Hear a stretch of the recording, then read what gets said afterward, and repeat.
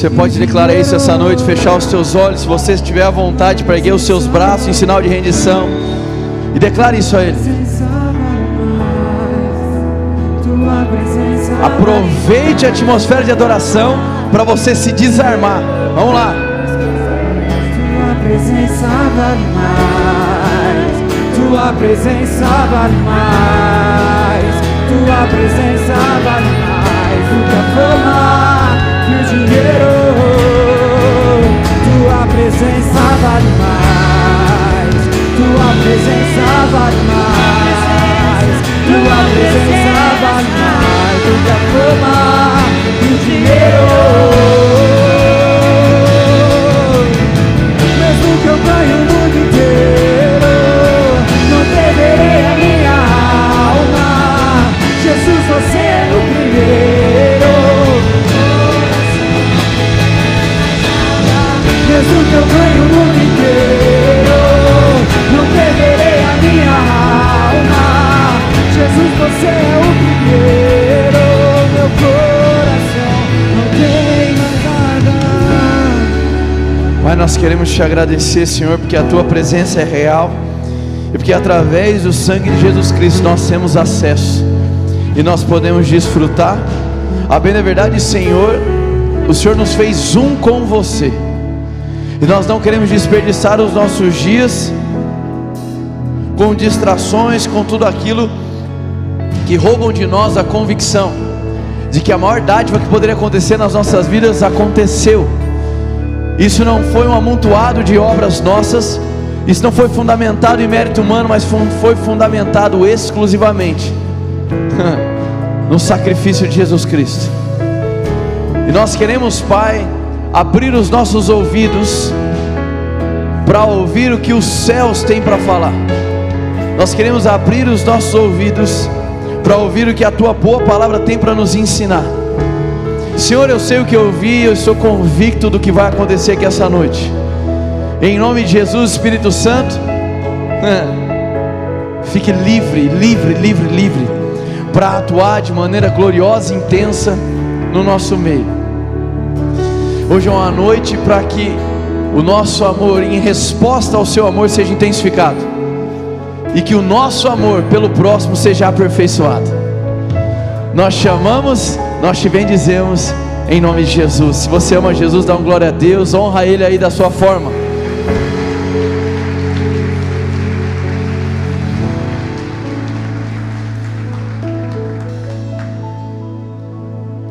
Glória a Deus, pode tomar o seu lugar. Obrigado, Ministério de Música. Muito obrigado. Glória a Deus, é isso aí. Glória a Deus, boa noite pessoal, tudo bem com vocês? Amém. Aleluia. Muito bom, que bom estar aqui com vocês, amém? A gente está no meio de um feriado, não é isso que eu fiquei sabendo? Feriado, não é isso? É ou não é? Sou completamente perdido com feriado, quem me conhece sabe disso, amém? A vida na medicina me ajudou a não saber quando que é feriado, porque nunca tinha, amém? Mas sei que o feriado não é hoje, vai ser terça, não é isso? Ou segunda e terça? Aí pronto, amém, aleluia. Mas que bom que você está aqui. Eu tenho algo, eu queria compartilhar algo que eu fiquei muito feliz que aconteceu hoje pela manhã, que hoje a gente recebeu a visita de vários irmãos de Londrina e de uma família de Goiânia, das nossas igrejas. Olha que coisa linda, amém? Eu fiquei feliz demais, irmão. Foi um presentão nesse feriado, né? Agora vamos entrar no clima aí, de ver os irmãos. Eles puderam vir aqui conhecer pela primeira vez a nossa igreja. Muitos dos irmãos de Londrina não conheciam ainda, e foi lindo demais. Teve gente que ficou emocionada de ter entrado aqui e falou: nossa, eu não conhecia nada disso e tal. Eu falei: é a casa de vocês aqui, ó. Isso aqui é a casa de vocês. E também veio uma família de Goiânia que está dando um suporte tremendo para os pastores Léo e Amanda, e foi maravilhoso ter contato com eles. Foi maravilhoso ver o corpo de Cristo através dessa visão sendo aperfeiçoado, amém, gente? Então eu queria compartilhar isso com vocês. Nós estamos numa série chamada Microcosmos. Se você assistiu a primeira parte ou esteve aqui, levanta a mão, só para eu ter noção aqui, amém? Muito bem. Hoje a gente vai seguir para essa segunda parte. Quero aqui cumprimentar antes os visitantes. Eu vi aí que temos vários visitantes, sejam muito bem-vindos. E nessa série, na primeira parte, nós nos dedicamos a falar sobre o que pequenas decisões são capazes de fazer. Grandes efeitos são capazes de serem gerados a partir de pequenas ou decisões que são tomadas no secreto, onde ninguém está vendo, onde não há auditório, mas Deus está assistindo. E muitas vezes um aplauso dos céus, muitas vezes não, o aplauso dos céus não tem nada a ver com os aplausos da terra. Amém? Falamos sobre o microcosmos, que nada mais é do que uma fatia do universo que Deus compartilhou a cada um de nós. A gente como igreja tem o costume de falar: vamos ganhar e mudar o mundo. E a pergunta da parte 1 foi: qual mundo? E a resposta é: o mundo que Deus lhe confiou, os seus. As mesas que você tem se sentado, é o mundo que você pode ganhar, é o mundo que você pode exercer influência, é o mundo que você pode impactar. Amém? Começamos assim nessa primeira parte, e aí hoje estamos na segunda parte. Eu acredito, irmãos, que Deus tem sido muito bom com a nossa comunidade, e desde o final da série, se eu não me engano, da Imagodei, não, da Coramdeu, o nome de uma série que a gente teve aqui, que eu fiz uma análise retrospectiva das séries e mensagens avulsas que Deus compartilhou com a nossa comunidade ao longo desse ano, seja através do vaso que vos fala, amém? Ou dos outros vasos e vasilhas por aí, amém? E fato é que, fazendo essa análise retrospectiva, eu pude perceber o quanto que Deus tem sido zeloso conosco para esse tempo de retomada, para esse tempo onde praticamente o mundo todo está deixando para trás uma pandemia de proporções aí nunca visto antes. E é um tempo onde a igreja precisa estar amadurecida, aperfeiçoada. E eu comecei a fazer uma análise do que Deus veio compartilhando por palavra aqui na nossa igreja ao longo desse ano. E eu fiquei assim feliz demais, eu fiquei grato ao Senhor, eu rendi muitas graças ao Senhor, porque eu pude perceber o zelo dele ter nos conduzido de maneira mais profunda nas Escrituras, de tal modo que isso venha provocar um amadurecimento, um refinamento do corpo de Cristo. Amém? Então eu vejo que o ano tem sido marcado por isso, um zelo de Deus no nosso aperfeiçoamento, no nosso amadurecimento como comunidade. E hoje não será diferente.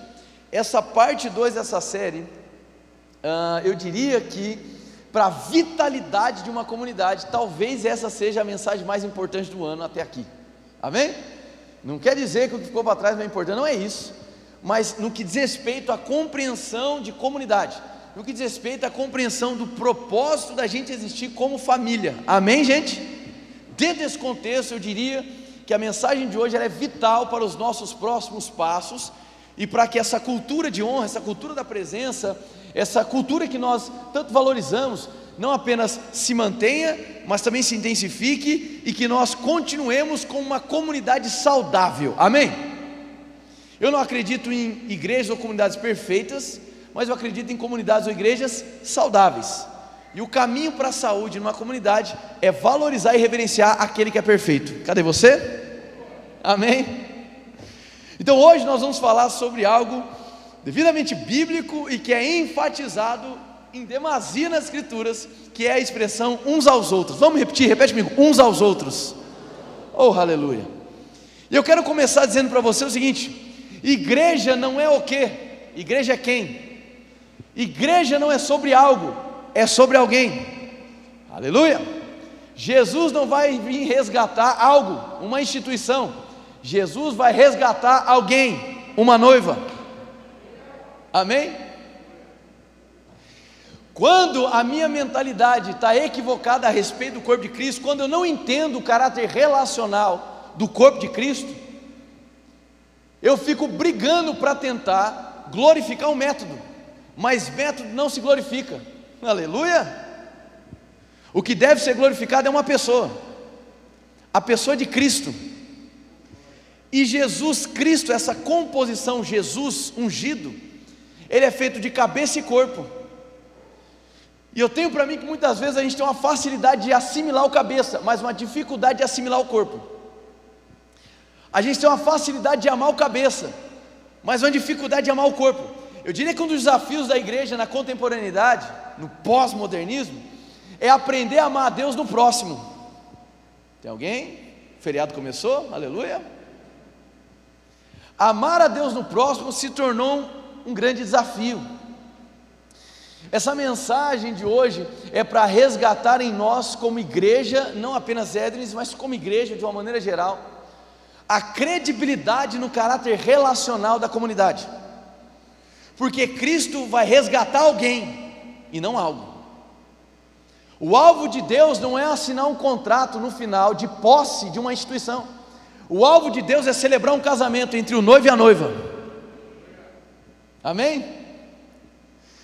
Então entenda, ainda que ordem, organização, liturgia sejam coisas importantes para uma igreja, existe algo que antecede a ordem e a organização, que é a natureza. E igreja, pressupõe-se, carrega em si uma natureza relacional. Você não é salvo por um método, você não é salvo por algo, você é salvo por alguém. O que te salva é uma relação. Cristo, Jesus e a sua igreja. Jesus não morreu por você para que você levasse uma vida de modo individualista. Toda a sua ação individual, ela se encerra, entenda bem isso aqui, tá? No momento que você diz sim para Jesus Cristo, a sua salvação é individual, amém? Pela graça, mediante a fé, perfeito. Só que o sim que você dá para Jesus te insere aonde? Em um corpo. A partir daí, não é mais sobre uma pessoa, é sobre nós. Tudo bem até aí? Então eu acredito que existem algumas raízes do pós-modernismo que de maneira sutil entram na igreja, não somente na Édenes, estou falando de maneira geral da igreja. E uma das maneiras, um dos efeitos deletérios para uma comunidade é a entrada de uma mentalidade consumidora. O alvo da mensagem de hoje é chegar até o final, com eu te amando, você me amando, mesmo eu mostrando para todo mundo que tanto eu quanto você, na maioria das vezes, somos egoístas. Amém? A mensagem pentecostal, convidativa, amém? Então o que salva um homem é uma relação, não é individualidade. Se não se compreende o caráter relacional de uma comunidade, do que é ser o corpo de Cristo, perde-se a essência. E o que se vê muitas vezes hoje é um coletivo de eus, e esse coletivo de eus não é a igreja. A igreja somos nós, diz, aleluia. E é essa iniciativa da pluralidade do corpo o alvo da mensagem de hoje. O que acontece é que a igreja, por não compreender essa dimensão comunitária, ela está preocupada em pautar comportamento, enquanto que ela deveria se empenhar em transformar entendimento.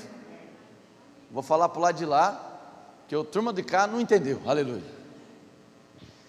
Muitas vezes a igreja, por perder o seu caráter relacional, ela quer impor um tipo de comportamento, para que haja uma aparência e todos deem crédito para o que está acontecendo. Só que ao invés da igreja ficar tentando pautar comportamento, ela deveria se empenhar em transformar entendimento, porque um comportamento de fato muda quando o entendimento, e esse entendimento só pode ser transformado quando Cristo é apresentado, alguém, não algo,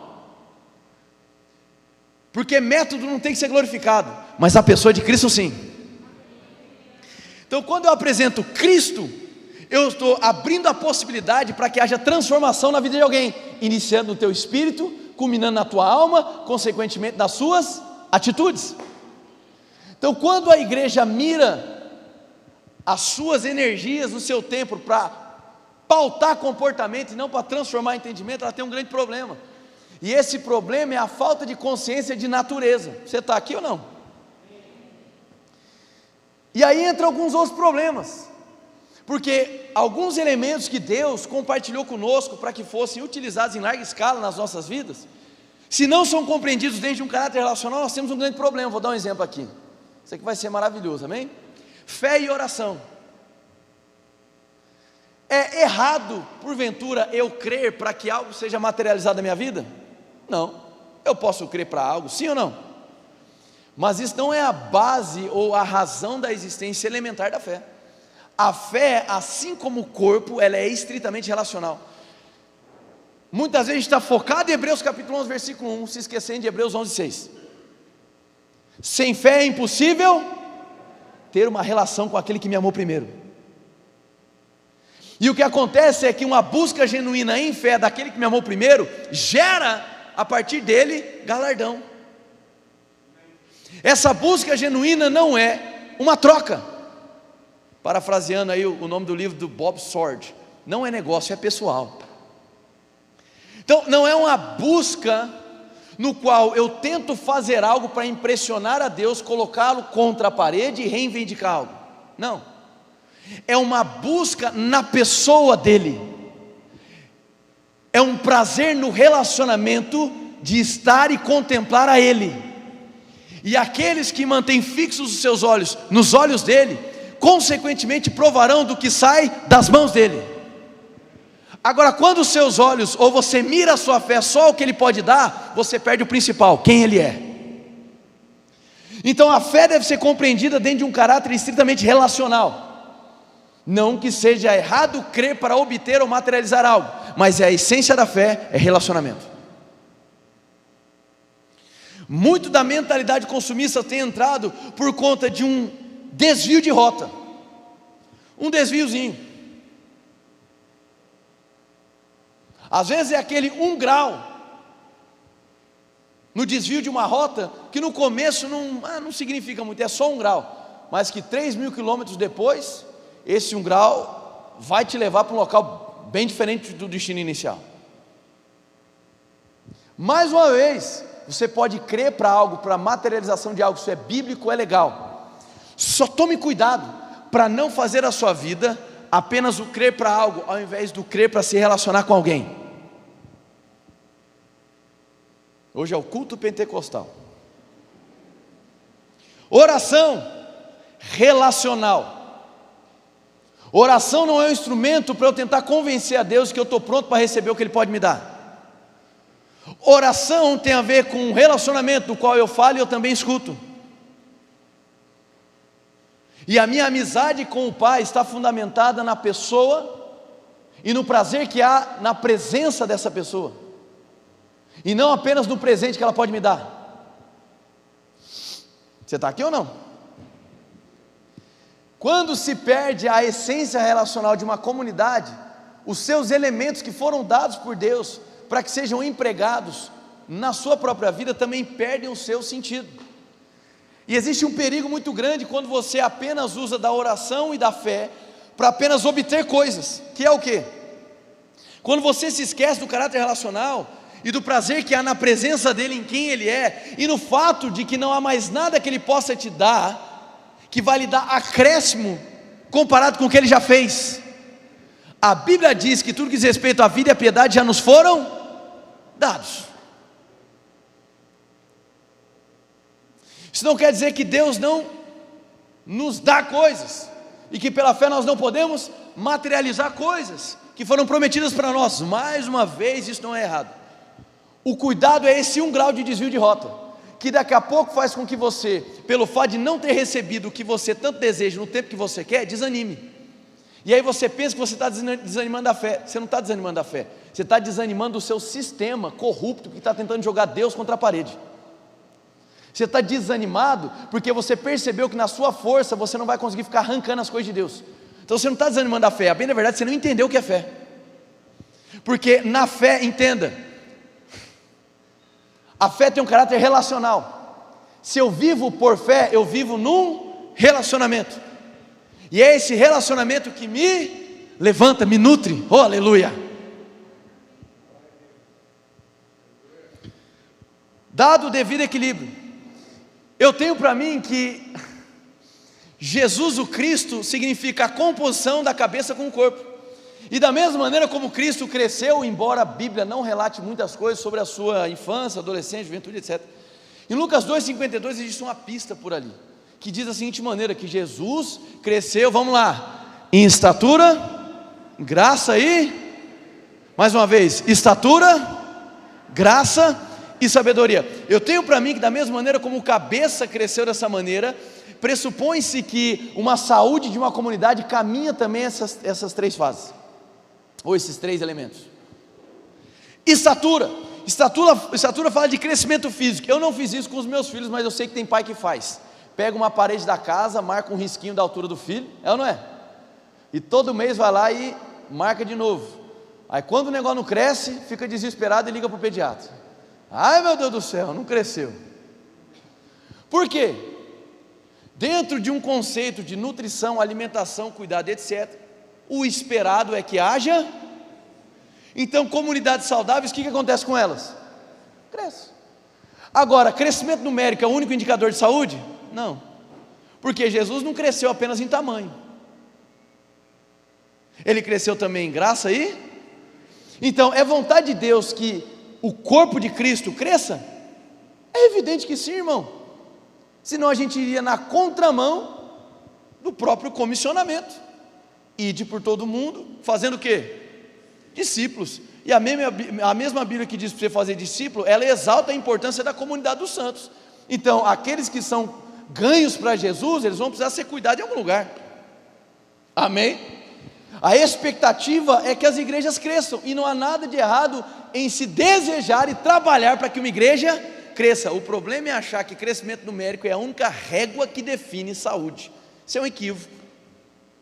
Mas certamente comunidades saudáveis crescem. Aleluia, amém? Agora, Jesus também cresceu em sabedoria, e a palavra de Deus vai nos dizer em Provérbios que o princípio da sabedoria é Deus. Eu tenho para mim que crescer em sabedoria significa desenvolver uma consciência do propósito divino. Quanto mais uma comunidade cresce na consciência do propósito divino, mais ela amadurece. Por quê? Se não há propósito, não há razão de existência. Se você não tem um propósito individual revelado, muitas vezes você não quer nem sair de casa. Se não há um propósito coletivo de uma comunidade existir, não faz nem sentido você vir aqui. Então, quando a igreja vai crescendo e ela busca por sabedoria, esse crescimento de sabedoria significa um amadurecimento no desenvolvimento da consciência do propósito divino. Isso é uma igreja madura, uma igreja saudável. Ela não está aqui apenas para encher auditório, ela não está apenas aqui para preencher espaço, porque precisa de alguém. Não, ela está caminhando para esse cruzamento do destino com o propósito. Isso em um âmbito individual, no seu microcosmos, como também em um âmbito corporativo, como comunidade. Fez sentido? Uma igreja que não dá alimento que te desperte para o cumprimento de propósito, ela simplesmente não está cumprindo nada. Mas também fala que Jesus cresceu no quê? Em graça. E eu vou trazer aqui para vocês que graça seria o amor materializado. Pode ser assim? Por que eu cheguei nisso? Tito capítulo 2, versículo 11 diz assim: porque a graça de Deus se fez salvador a todos os homens. Então a graça de Deus se fez salvador a todos os homens. João 3,16 vai dizer o quê? Porque Deus amou o mundo de tal maneira que deu o seu Filho unigênito. Então aquilo que Deus deu de maneira sacrificial, Paulo chama no livro de Tito como graça. Por isso que para nós, Cristo é a personificação da graça. Então a gente pode compreender a graça como a materialização do amor. Agora vamos lá? Sacrificial. E o amor sacrificial talvez seja o maior nível de confronto a uma mentalidade consumidora. A mentalidade consumidora, ela vai fazer com que você constantemente, do ponto de vista de comunidade, de igreja, você vem apenas para receber. E isso não tem nada a ver com a natureza da igreja, porque ela é relacional. Tá, abraça isso que eu vou dizer, eu vou falar umas 3 vezes durante a mensagem. Na lei o ritual era culto e cerimônia, na graça o ritual chama-se mesa. E essa mesa que você se senta na graça, não é para Jesus te ensinar a comer, é para Jesus te ensinar a servir. Em João 13, quando todos os discípulos se sentam na mesa, sabe o que ele faz? Se ajoelha. Que maluquice é essa? Venha, vamos cear, vamos sentar na mesa, todo mundo senta, o que ele faz? Se ajoelha. Isso é o reino de ponta cabeça. Espera aí, Jesus, vai devagar. A gente se assenta, você se ajoelha, que movimento é esse? Ele apenas está sendo coerente com a mensagem que ele trouxe. Nem o Filho do Homem veio para ser servido, mas para servir. Cristo demonstra nas suas atitudes de que o cabeça tem uma inclinação para servir o próximo. Logo, isso lança sobre a comunidade, debaixo de uma natureza relacional, a fome e o desejo por servir também.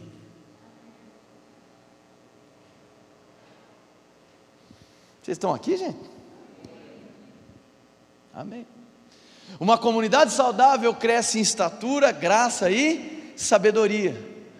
No tempo da nova aliança, o rito é a mesa. No tempo da graça, o rito é a mesa, onde você se senta, não para Jesus te ensinar a comer, mas é onde Ele vai te ensinar a servir, partindo de uma natureza relacional.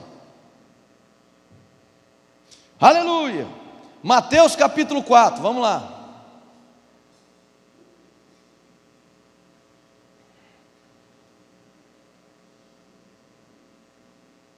Hoje os cultos estão sendo os cultos com maior quantidade de glória a Deus por metro quadrado em Campo Grande, amém?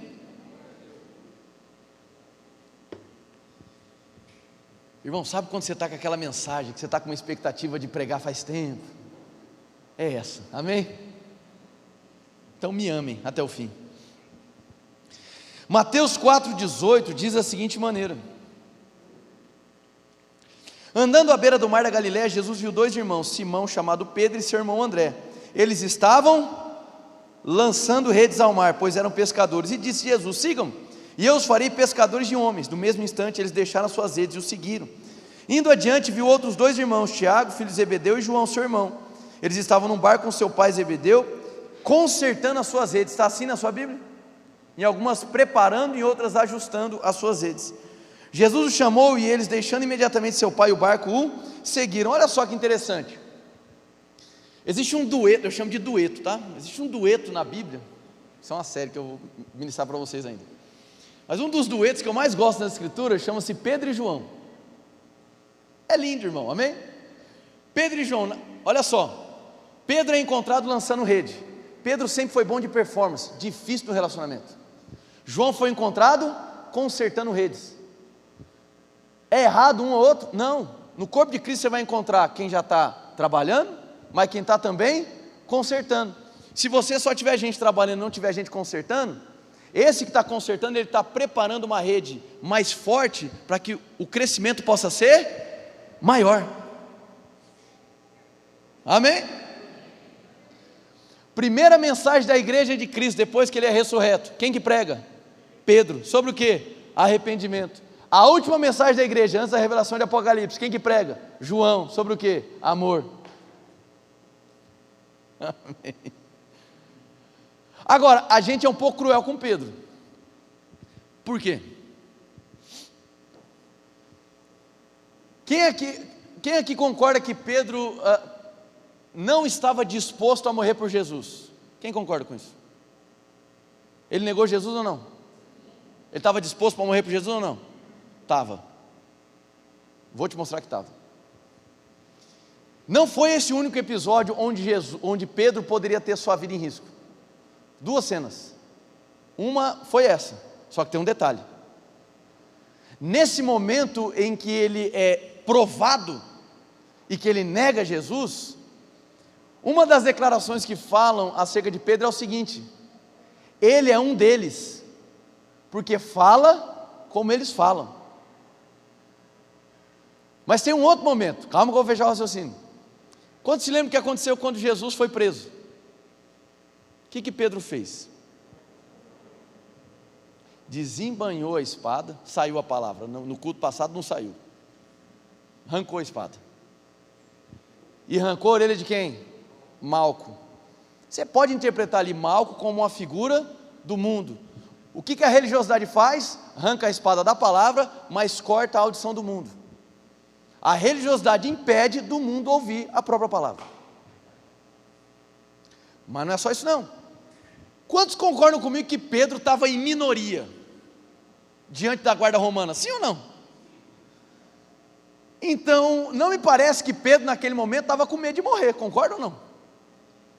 Ele avança diante da guarda romana, arranca a orelha, dando autonomia. No tempo de hoje o policial ele já teria autoridade e autorização para matar. Imagina naquela época, amém? Então ele se lançou por Jesus naquele momento. Ele poderia ser morto. Eu não vejo que Pedro tinha medo de morrer por Jesus. Ele fez isso em minoria, diante da guarda romana. Poderia ser morto naquele momento. Qual é a diferença? Naquele momento ele estava com Cristo, lado a lado, e ele não teve problema em se doar por Cristo. Naquele outro momento Cristo já estava preso. Ele estava vendo Cristo distante, e agora ele não seria mais, entenda, não era mais ele defendendo Jesus sozinho fisicamente, agora era ele como representante de um corpo. Eu tenho para mim que a gente tem facilidade de abraçar e reverenciar o Jesus Salvador, mas a gente tem dificuldade de abraçar e reverenciar o Jesus, o Cristo, que envolve o cabeça e o corpo.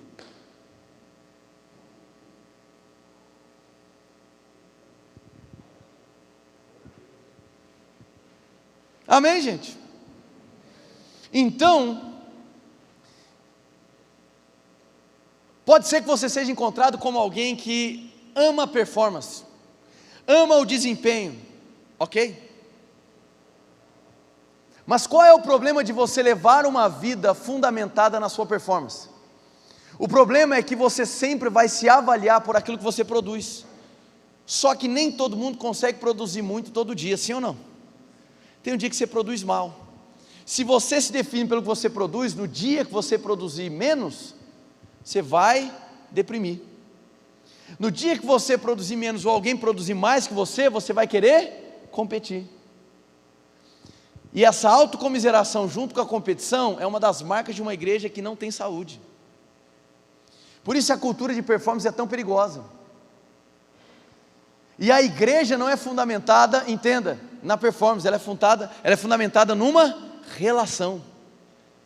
Quando nós compreendemos e absorvemos a natureza relacional do corpo de Cristo, as nossas ações e o nosso serviço, agora não são mais para impressionar e nem para definir sua identidade, agora elas são uma extensão de quem você é. Gálatas capítulo 4, vamos lá.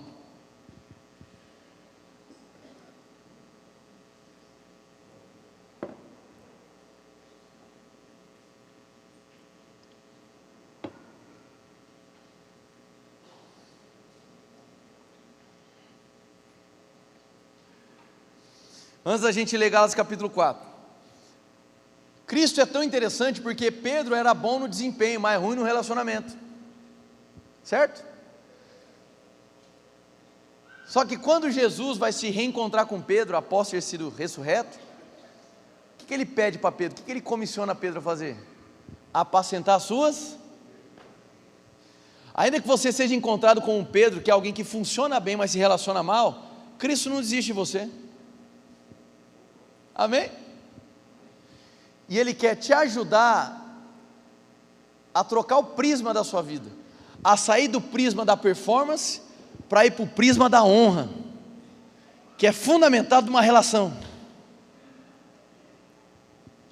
Gálatas capítulo 4, versículo 1. Se você chegou lá, diga amém.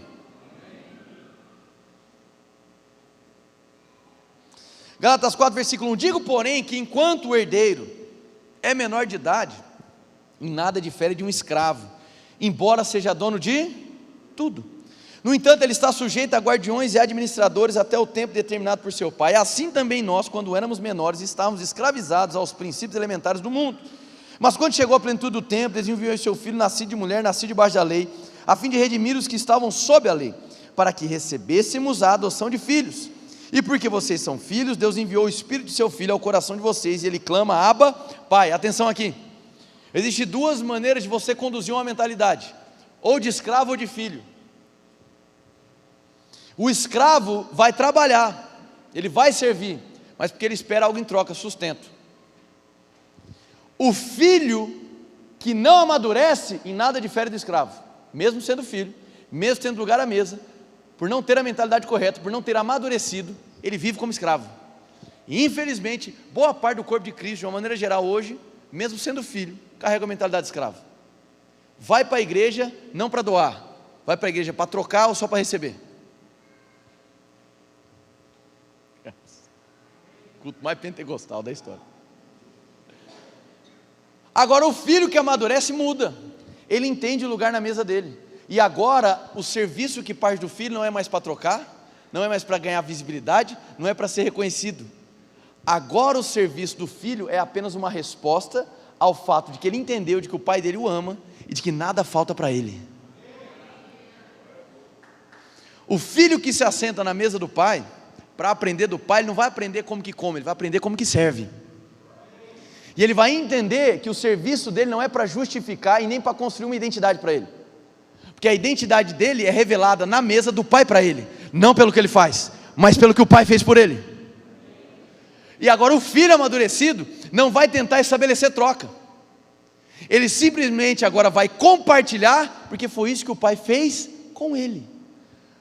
O nosso problema como igreja de Cristo, muitas vezes, é que a gente não compreende a dimensão e a profundidade do amor. Como diria John Stott em uma de suas obras, o amor não pressupõe liberdade, o amor pressupõe serviço.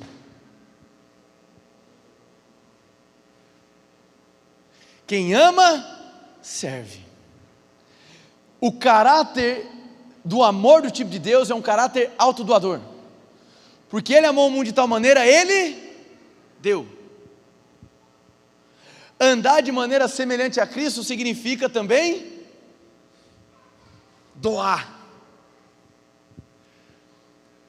Se eu me permito ser moldado por uma cultura pós-moderna, eu faço da igreja um local de consumo e não um local de doação.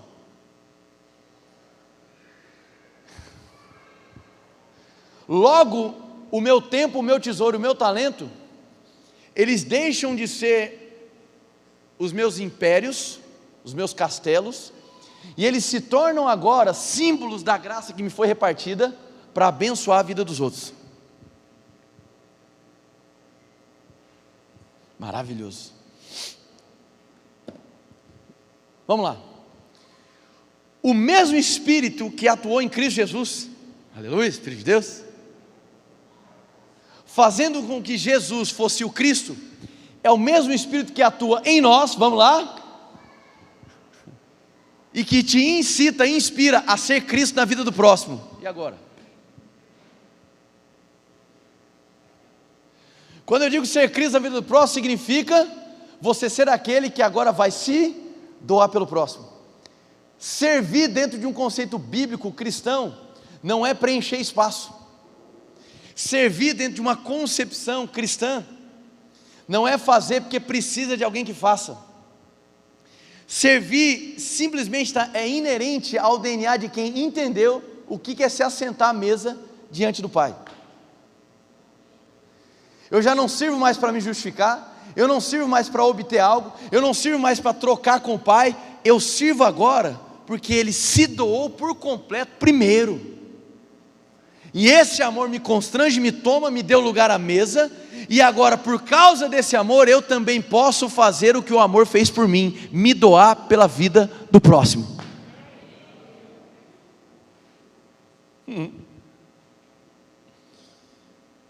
Apenas toma nota, tá? Não precisa abrir não. Hebreus 10, 24, e consideremos uns aos outros. Hebreus 10, 25, encorajar-nos uns aos outros. Gálatas 5,13, sirvam uns aos outros. Colossenses 3,16, ensinem e aconselhem-se uns aos outros. Romanos 12,10, dediquem-se uns aos outros. 1 Pedro 1,22, amem sinceramente uns aos outros. 1 Tessalonicenses 5,11, edifiquem-se uns aos outros. Efésios 4,32, sejam bondosos e compassivos uns para com os outros. Poderia ficar a noite inteira aqui, amém? Uns aos outros não é uma iniciativa forçada, ou por conta de um método ou de um sistema. Uns aos outros é uma expressão, é uma expectativa dos céus em relação àquele que se tornou um com Jesus.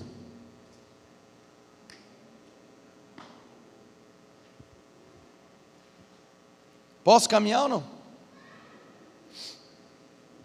Jesus foi enfático em dizer, Mateus 20, 28, nem mesmo o Filho do Homem veio para ser servido, mas veio para servir, muito bem, e dar a sua vida em resgate de muitos. No entanto, convenhamos, não é segredo para nenhum que a maioria na igreja muitas vezes vai só para consumir, sim ou não? E eu diria que muitas vezes o modelo de culto contemporâneo, e aí eu digo, eu me incluo nisso, O modelo de culto contemporâneo, que é o que mais se vê no Brasil, nos Estados Unidos, quanto é canto.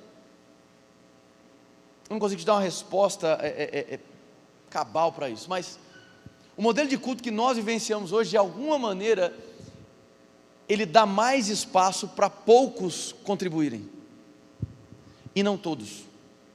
Eu acredito que um desafio da igreja, primeiro um arrependimento, mas também um desafio para a igreja dentro do mundo contemporâneo, é justamente compreender uma maneira, discernir um modo, para que cada um possa cooperar de alguma maneira. As desculpas são diversas. Cheguei pela primeira vez, tenho pouco tempo de convertido. Aí a clássica aqui da igreja: não tenho bases. Então a gente tem as nossas esquivas para terceirizar um compromisso que foi feito com o corpo de Cristo, de amar e servir o próximo. E a gente vai deixando de maneira suave que uma mentalidade consumista se aproprie. E a gente se acostuma, cheio de bons argumentos, a vir na igreja apenas para receber, para comer. E eu diria que isso tem lógica. Tem lógica se você trata o vir à igreja como uma religião ou um programa de lazer do domingo. Tem total lógica. Você faz aquilo que te interessa durante a semana, e no domingo agora você não quer compromisso com nada. Então você agora quer apenas receber.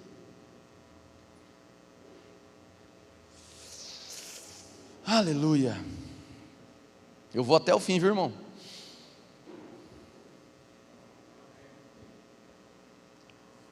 Então, infelizmente, a gente aprendeu a aceitar a mentalidade consumista como se isso fosse normal. Não é. Isso não é o corpo. Vai lá para Filipenses capítulo 2, versículo 1.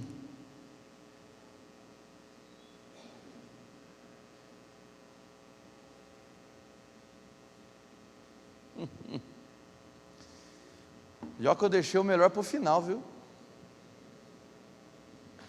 Se fica uma boa recomendação, é bom gastar os glória a Deus por agora, assim. No final não vai ter não, amém? Filipenses 2, o que acontece? A gente está acostumado a ler do versículo 5 em diante, 6 em diante. Mas existe um contexto para falar sobre Cristo. Vamos lá? Filipenses 2:1. Se por estarmos em Cristo, nós temos alguma motivação, alguma exortação de amor, alguma comunhão no Espírito, alguma profunda afeição e compaixão, completem a minha alegria tendo o mesmo modo de pensar, o mesmo amor, um só Espírito e uma só atitude. Nada façam por ambição egoísta ou por vaidade, mas humildemente considerem os outros superiores a vocês mesmos. Cada um cuide, isso aqui é lindo, não somente dos seus interesses, mas também dos interesses dos... Olha que maneira diferente de se viver. Aí ele vai conectar. E seja a atitude de vocês, ou haja em vós o mesmo sentimento que houve em Cristo Jesus, que embora sendo Deus, não considerou que o ser igual a Deus era algo a que devia pegar-se, mas esvaziou-se a si mesmo, vindo a ser servo, tornando-se semelhante aos homens, e sendo encontrado em forma humana, humilhou-se a si mesmo e foi obediente até morte, e morte de cruz. Já quero emendar aqui, tirando o meu da reta.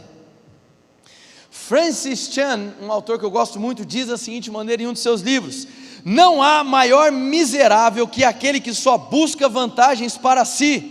Nossa destruição deriva de nossa incapacidade de tirar os olhos de nós mesmos e contemplar os outros.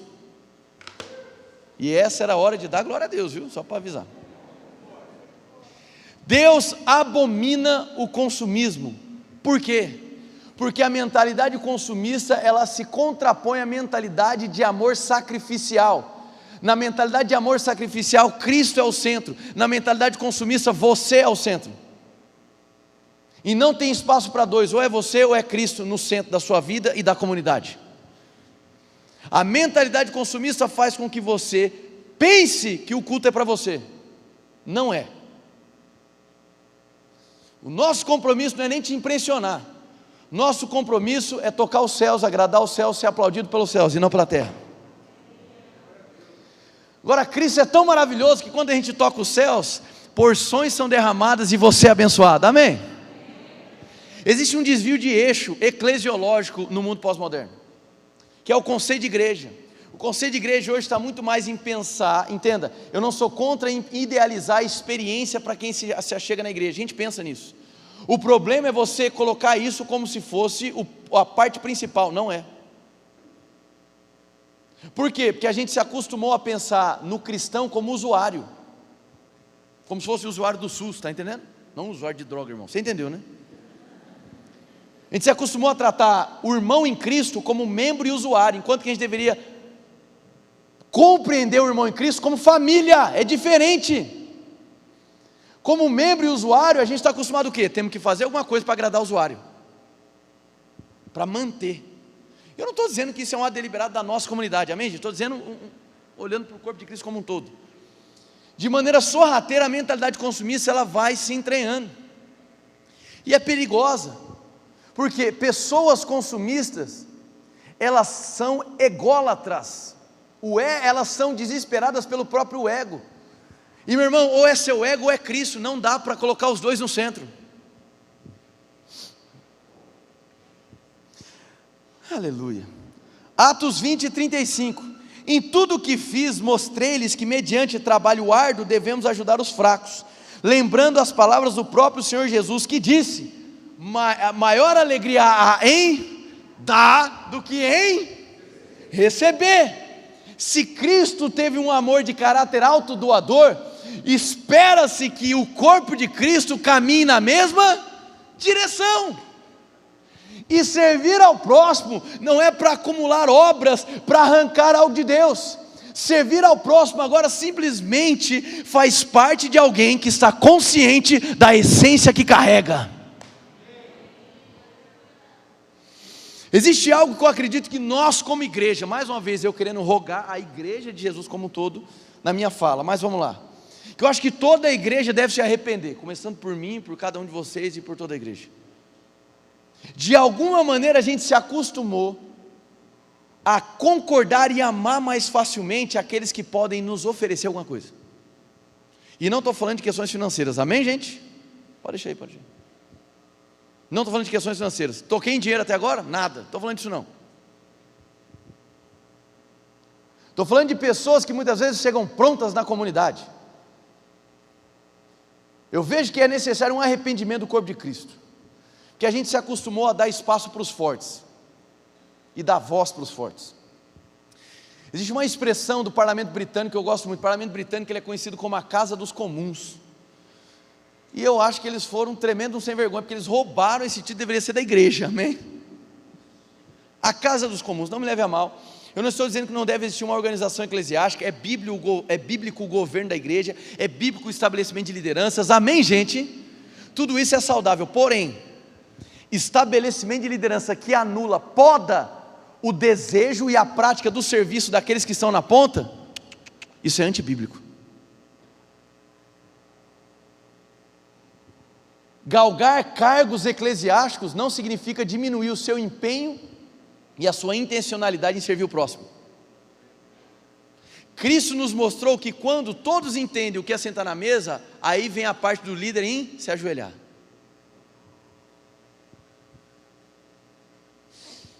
Aleluia. Estou avisando que eu vou até o fim, viu? Então Jesus abomina essa mentalidade consumista, sabe por quê? Porque quando você é um consumista, e você apenas quer receber, você está se privando de ser usado por Deus. Você está impedindo que você possa ser usado por Deus. E tem um detalhe: todas as vezes que você se permite ser usado, seja num dom, numa operação, num ministério, sabe o que acontece? Pessoas são abençoadas.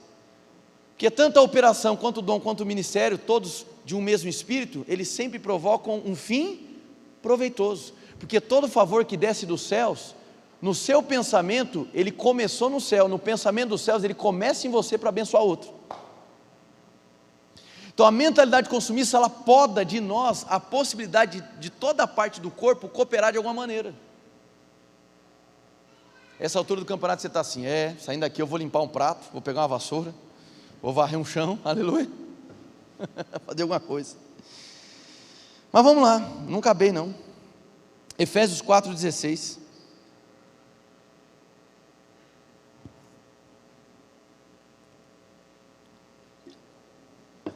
A igreja é a casa dos comuns, é onde todos se assentam à mesa. e ainda que haja uma distribuição de governo, isso é bíblico, saudável, salutar, aqueles que estão estabelecidos na posição de governo, eles não devem perder o seu caráter relacional e subsequentemente de serviço.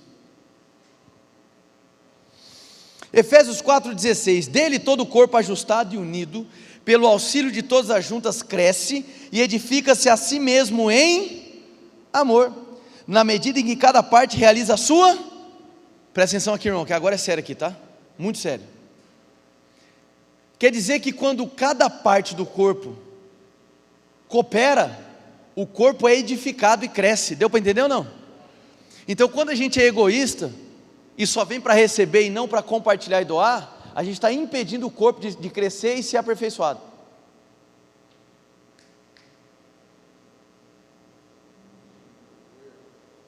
Não, é que eu estou numa fase agora que eu quero só sentar e receber.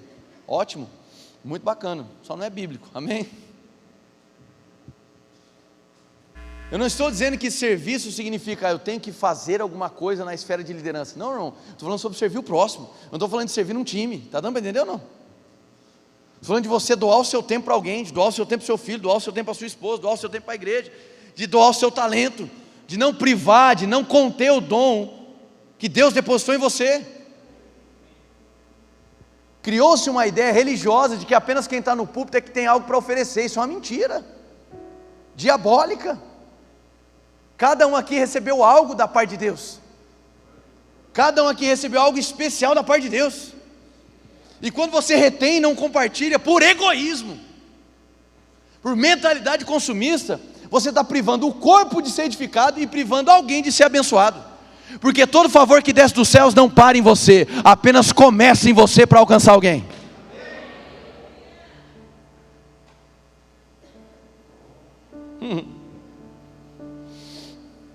Então, igreja é uma grande ideia dos céus, onde a gente pode provar do que significa ver Deus se movendo e operando através de nós. Essa casa dos comuns é para isso, onde você conhece o Pai e você descobre que o Pai quer se mover através de você em favor de outro. E, irmão, isso não tem nada a ver com tempo de igreja, com bases, com lab, com certificado, com teologia, não, é a essência, o âmago do Evangelho, onde eu compreendo que a minha decisão de ir para Cristo, ou de responder ao amor de Cristo, foi individual, mas não para ser individualista, porque essa decisão individual me conduziu ao corpo.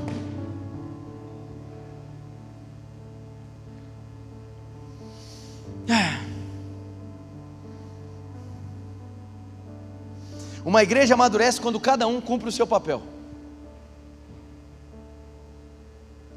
Então, se a gente abre mão dos irmãos de exercerem os dons que cada um carrega, os presentes de Deus que cada um carrega, os talentos que cada um carrega, a gente vai estar fadado à imaturidade. E filho que não amadurece, ele se comporta como escravo. E biblicamente falando, filho que não amadurece, se comporta como escravo, apenas faz coisas por troca. A gente pode chamar isso de infantilidade. E como diria meu amigo Gustavo Paiva, o reino é das crianças, não dos infantis. Amém?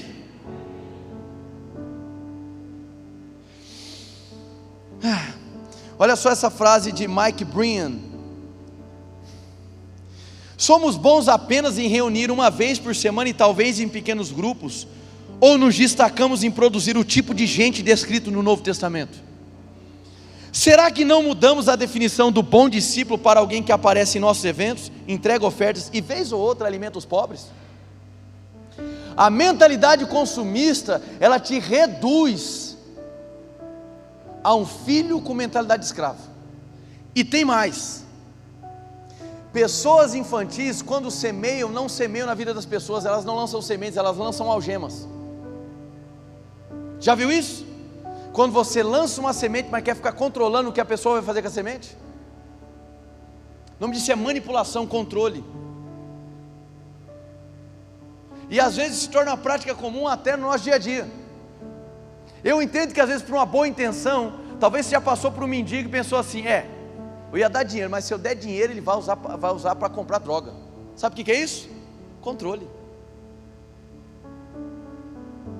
Eu sei que parece uma boa intenção, mas na verdade você quer controlar. A gente perdeu aquela facilidade de simplesmente dar e ir embora, amém?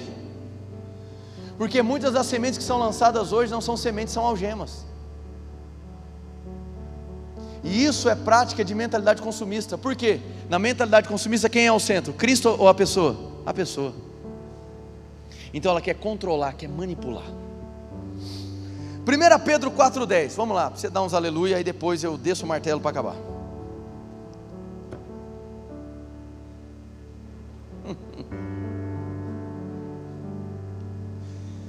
Aleluia. 1 Pedro 4,10, se você chegou lá, diga glória a Deus. Amém.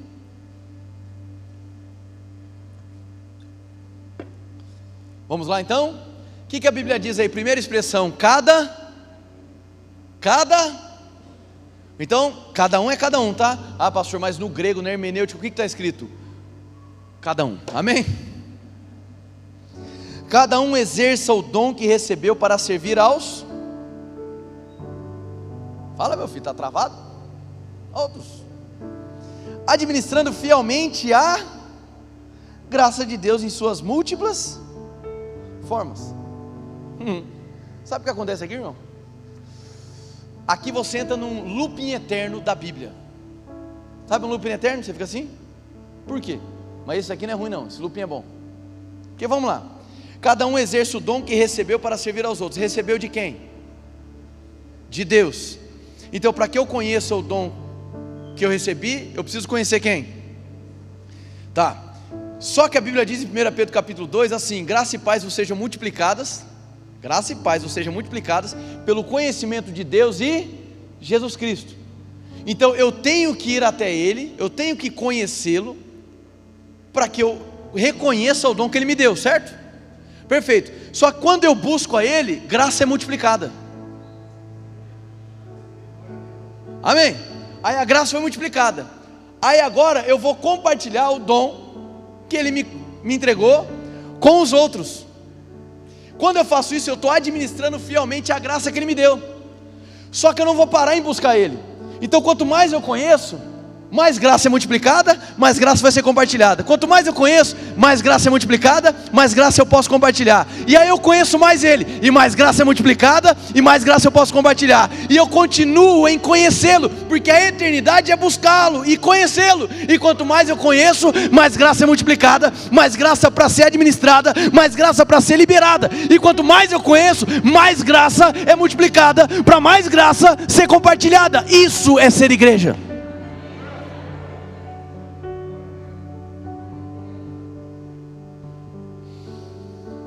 Amém? Pronto, ficaram felizes demais. Vai para Tiago 4,17. Aleluia. Adeus, chega de...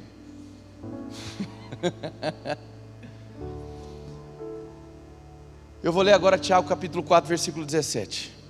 Antes que eu leia, eu quero que você diga assim: eu amo o pastor dessa igreja. Vai lá. Isso aí. Andar por fé é algo maravilhoso, amém? Então já preparei o cenário para eu poder ler o versículo. Posso agora? Está todo mundo em paz comigo? Não pode voltar atrás, ok? Tiago 4,17. Pensem nisto. Cutuca a pessoa que está do seu lado e diga assim: é para pensar. Fala de novo para ela: é para pensar. A Bíblia está dizendo: pense nisto, ok? Pense nisto. Agora vem a cacetada. Quem sabe que deve fazer o bem e não faz, comete pecado. O sorriso é para amenizar, amém? Quando a gente é egoísta, a gente está neutralizando o corpo de ser aperfeiçoado e amadurecido. Quando a gente é egoísta com aquilo que a gente recebeu, a gente está privando pessoas de serem alcançadas e abençoadas. E quando a gente contém aquilo que a gente recebeu, sabendo que aquilo significa fazer o bem por alguém, a gente está pecando. Eu tenho para mim que a igreja de Jesus pode fazer muito mais do que ela faz hoje. Eu acredito que a igreja ela se move muito mais por meio do serviço de uns aos outros do que apenas enchendo os auditórios de um culto.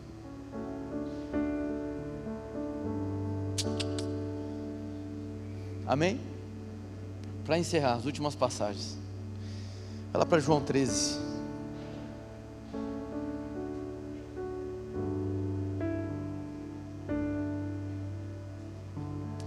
João 13, a gente vai ler o 34 e 35, depois o 13 e 14, pode ser?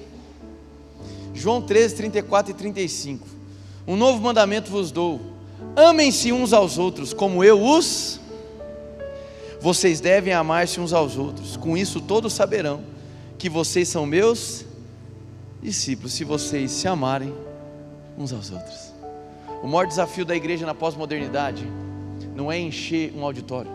O maior desafio da igreja na pós-modernidade é aprender a amar a Deus no próximo. E eu creio que a igreja primeiro precisa se arrepender, porque a gente está tentando escolher qual é o próximo. E quando você começa a fazer um processo seletivo de qual próximo você vai devotar o seu amor, isso não tem nada de cristão.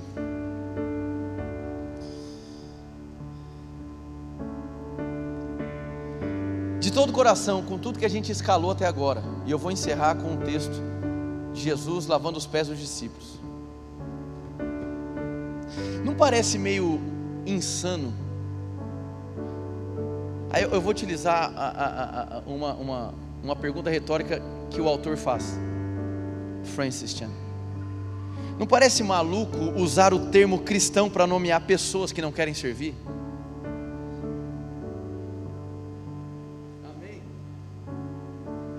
É evidente que a gente não vai forçar ninguém, porque isso a gente iria para outro polo, outro extremo, ok? Da manipulação e da pressão. Mas eu penso que algo pode ser feito. Eu acho que o egoísmo tem que ser confrontado. Eu acho que a essência relacional deve ser resgatada. Eu acho que a cultura de mesa precisa ser fortalecida. Quanto mais mesa, mais consciência da família de Deus. Existe uma frase de um pregador brasileiro, um pastor brasileiro que eu gosto muito, chamado Paulo Borges Jr., que diz assim: a igreja não é um coletivo de eus, mas uma comunidade de nós. Não é um amontoado de individualidade, não. É uma comunidade de pessoas conscientes de que depois que a gente entregou o nosso sim para Jesus, nós nos tornamos, nós nos materializamos na oração de Jesus, que eles sejam um, assim como eu e o Pai somos um. João 13, 14. João 13, 14. Vocês me chamam mestre e senhor, e com razão, pois eu o sou. Pois bem, se eu, sendo o senhor e mestre de vocês, lavei-lhes os pés, vocês também devem lavar os pés uns dos... Essa é a cena que eu comecei relatando na pregação. Os discípulos se assentam, o mestre se ajoelha. Talvez a gente se acostumou com um outro tipo de ideia de cristianismo, onde o maior ou de maior exposição é constantemente exaltado e bajulado, enquanto que na dinâmica dos céus o maior é o que serve o menor. Na dinâmica dos céus, quando todos se assentam na mesa, o maior se ajoelha. Amém? E aí Jesus realiza uma prática que obviamente fazia parte da cultura judaica, mas também de toda uma cultura oriental, não era apenas o judaísmo não, de lavagem dos pés, que apontava para a purificação, para a limpeza, era um sinal de honra, era um serviço ao próximo, para que ele pudesse assentar à mesa debaixo de uma consciência de purificação. Amém? Agora, é evidente que Jesus não estava registrando um sacramento da igreja. É um momento único, exclusivo, e que Jesus mesmo deixa claro que é um paralelo, é uma prefiguração. Quando Jesus se ajoelha, Pedro se levanta e diz o quê? Opa, parou, que história é essa? Pedro é sempre ele, né, irmão? Você vai fazer algo por nós? Negativo. Eu é que vou lavar seus pés. Aí Jesus falou assim: Pedro, você não sabe de nada do que vai vir pela frente. Parafraseando, Pedro, já caminhando com o mestre, já tinha entendido que o quê? Que ele deveria deixar aquilo acontecer, porque algo melhor viria. Aí o que Pedro fala? Opa, Então joga o balde da cabeça aos pés, amém? Tem alguém aqui que é como Pedro ou não? Sabendo que vai ter algo bom, falou: opa, eu quero é tudo então, não quero pela metade não. Para que começar do pé? Joga tudo de uma vez. Jesus ali, ele pega esse exemplo, esse momento, para fazer uma prefiguração da purificação da palavra que todos nós passaríamos, a purificação das águas da palavra, que é o ato da salvação, a purificação de pecados, a lavagem, a limpeza, amém? Ok, isso é simples de entender. Agora, sabe o que me desperta curiosidade? O fato de Jesus utilizar um exemplo de serviço e de purificação para falar de salvação. O que isso me ensina? Que na ideia de Cristo não faz o menor sentido imaginar salvação em desenvolvimento, uma vez que você é salvo, desenvolver sua salvação desassociado do servir ao próximo. Jesus está querendo dizer que é simplesmente uma ideia falsa de ser igreja, querer viver a salvação aqui na terra, não olhando e se atentando para o serviço ao próximo. Então, para fechar,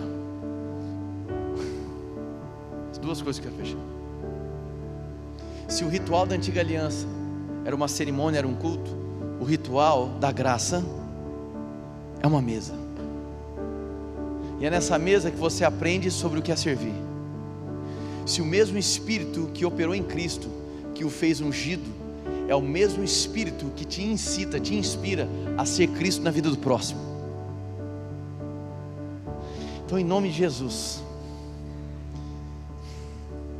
que você tenha sido amadurecido por essa palavra, que assim como foi descrito em Tiago, pense, não se esquive de pensar.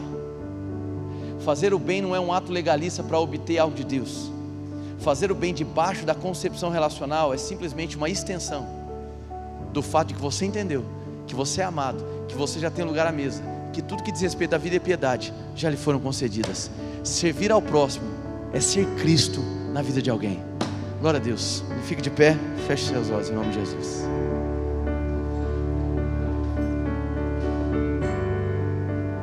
Feche os teus olhos.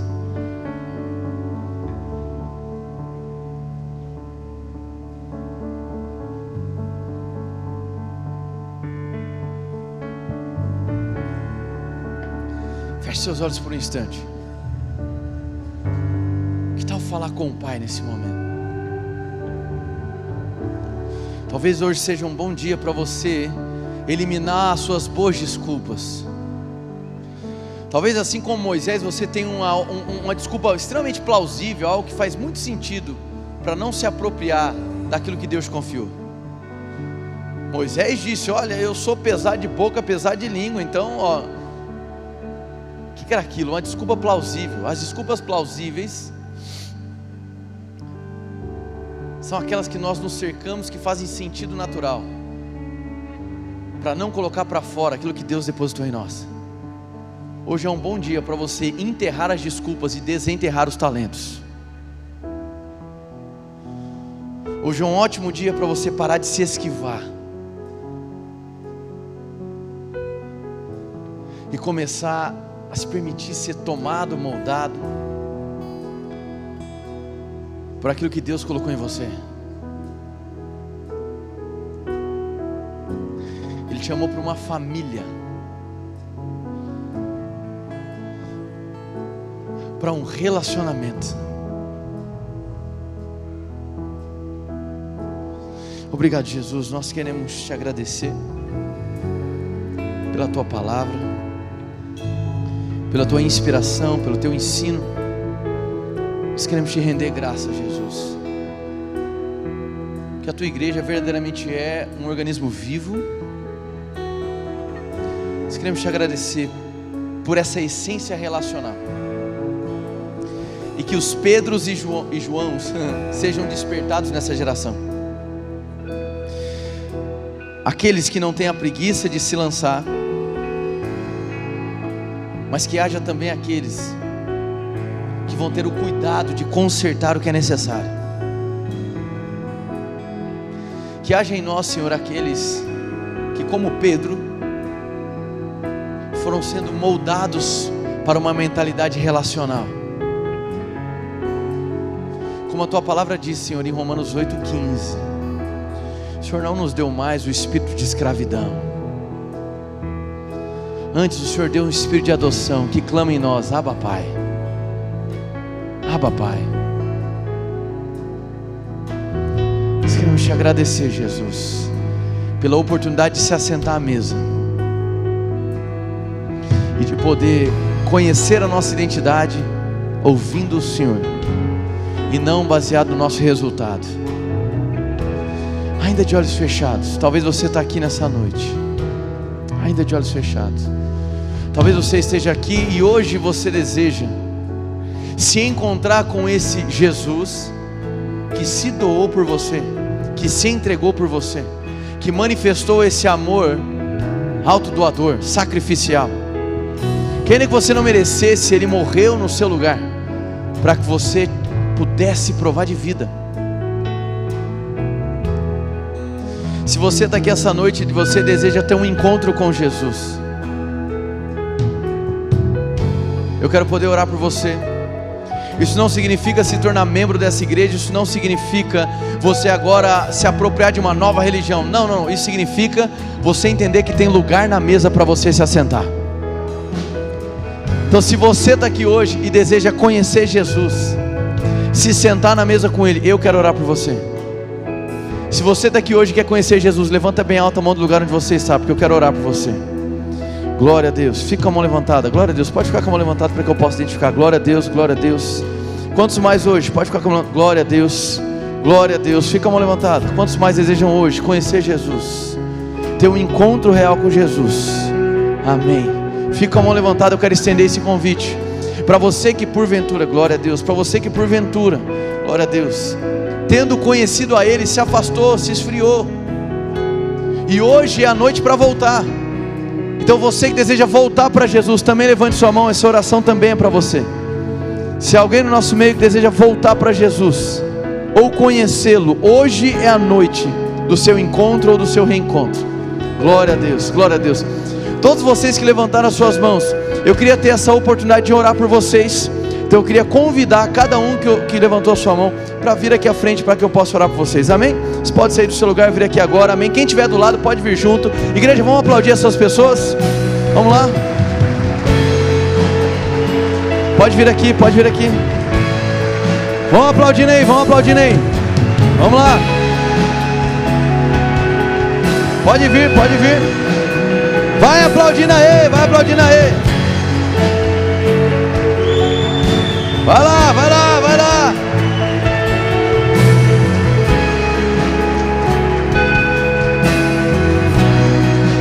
Aleluia. Sabe o que significa isso? Glória a Deus, oh, aleluia. Sabe o que significa isso, irmãos? Que tem lugar à mesa. Amém? Tem lugar à mesa. Eu quero agora que você, como família de Deus, agora estenda suas mãos e comece a orar por essas pessoas que hoje estão se assentando na mesa com Cristo. Comece a orar por eles agora, vamos lá. E vocês que vieram aqui à frente, eu quero que vocês, de olhos fechados, repitam uma oração comigo. Diga: Jesus, muito obrigado por não desistir de mim. Diga: muito obrigado por estender a sua mão, não para me acusar, mas para me salvar. Diga: hoje eu abro o meu coração para que você, Jesus, venha habitar ricamente. Diga: eu quero declarar diante dos céus e diante da terra que só você, Jesus, é o meu Senhor e o meu Salvador. Diga: eu creio que você morreu por mim naquela cruz e que você ressuscitou ao terceiro dia, e a partir de hoje o meu coração é teu, os meus dias são seus. Em nome de Jesus, sejam bem-vindos à família de Deus. Igreja, vamos honrar esses irmãos. Faz barulho, Tem um pessoal que quer dar um abraço em vocês, quer cumprimentar vocês. Vai lá, Zé. Vai lá, vai lá, vai lá. Vamos lá, Senhor. Vamos celebrar a vida deles, irmãos. Faz barulho aí.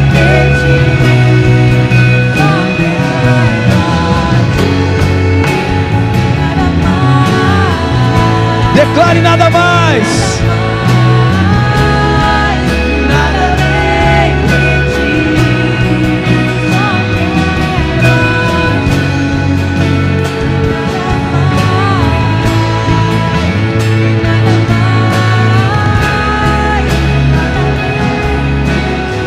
Eu vou orar para a gente encerrar. Eu quero lembrar vocês, irmãos, que o nosso time de milagres está aqui à minha direita, à minha esquerda. Se você entrou com algum tipo de dor ou enfermidade, ou tem um pedido de oração, eles querem poder servir você através de uma oração poderosa, onde você vai ser curado. Amém? Glória a Deus. Então eles estão aqui para te amar, para te servir hoje, orando por você. Quero lembrar também vocês um aviso que a pastora Fernanda me pediu sobre a hamburgada que nós teremos semana que vem. Amém? Então é limitado. Ela pediu para avisar que a gente está vendendo os convites antecipados, porque no dia vai ser uma loucura. Então se você compra agora R$19,99, acho, o sanduíche lá, você já garante para a semana que vem, e vai ser um tempo maravilhoso de festa. Amém? Não é apenas um sanduíche, na verdade é uma cooperação com o reino, e de lambuja você ganha um sanduíche. Deu para entender ou não? Amém? Pai, no nome de Jesus, muito obrigado por uma comunidade saudável. Muito obrigado, Senhor, por uma comunidade consciente da mesa, consciente do serviço, não para tapar buraco, não, mas consciente de um serviço que brota de uma natureza relacional. Muito obrigado, Jesus, por aqueles que foram acrescentados na tua mesa. E eu quero declarar sobre a vida dos meus irmãos nesse feriado um tempo de abundância da graça, em nome de Jesus. Amém. Dá um glória.